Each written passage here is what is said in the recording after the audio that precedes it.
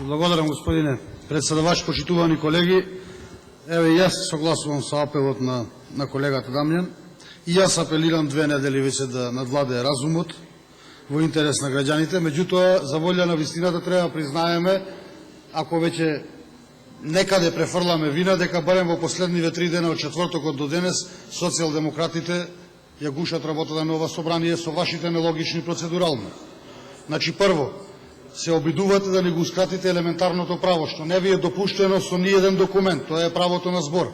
Втора работа, се обидувате да направите некакви нелогични премостувања на целиот тек на работа, што е утврден со овој деловник.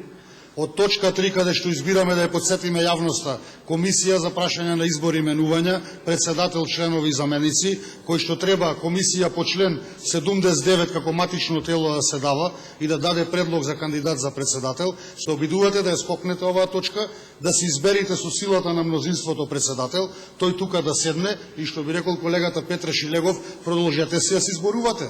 Не ве брани некој, зборувајте си за комисија за прашање на избор, именувањата, за членови, ама председателот нов ќе си седи ваму. Знаете како? Вака во рикверт сега работи веќе и тераме. Не е во ред. Никаде го нема. Ниту било, ниту ќе биде. И сега за оној член што се фаќате, 78 став 2, зошто се обидувате така да го толкувате? Ево уште една ќе ви го прочитам. И слушајте што читам, за да го толкуваме како што треба. Значи, вели вака, во текот на седмицата по предлог на председател на собрание, на предлагач или на пратеник кој го поддржале најмалку 10 пратеници, цитирам, собранието без претрес одлучува по секој предлог за измени во редоследот на претресот по точките со дневен ред, односно се води единствена расправа и така натаму. Значи се однесува без претрес по редоследот на точките.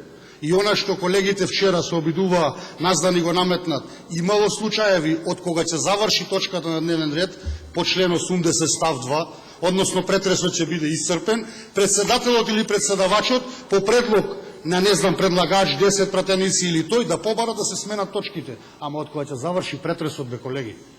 Не додека зборувам 10 луѓе да кренете рака и да ми речите седни си на место. Така сакате? Па кога било то? Кај било то? Нели е то злоупотреба на силата на мнозинството што го имате?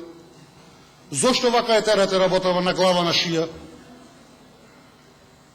Кажете ми еден пример. Кога било? Кој тоа го направил? Од 90 до денес.